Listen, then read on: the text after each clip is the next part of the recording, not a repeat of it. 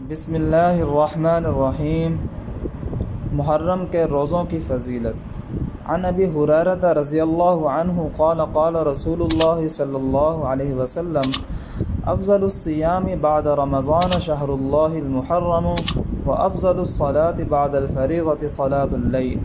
رسول اللہ صلی اللہ علیہ وسلم نے فرمایا، رمضان کے روزوں کے بعد سب سے افضل اللہ کے مہینے محرم کے روزے ہیں، اور فرض نماز کے بعد سب سے افضل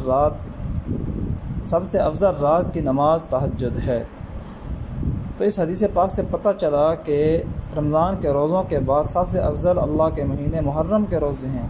محرم کو اللہ تبارک و تعالیٰ نے اپنا مہینہ کہا ہے، تو اس کے روزوں کا بھی ہم اہتمام کریں۔ اور فرض نماز کے بعد سب سے افضل نماز تہجد کی نماز ہے۔ تہجد کی نماز قبر میں روشنی کا ذریعہ ہے اور اجالے کا ذریعہ ہے۔ اللہ تبارک و تعالی ہمیں اس حدیث پاک پر عمل کرنے کی توفیق عطا فرمائے، آمین یا رب العالمین۔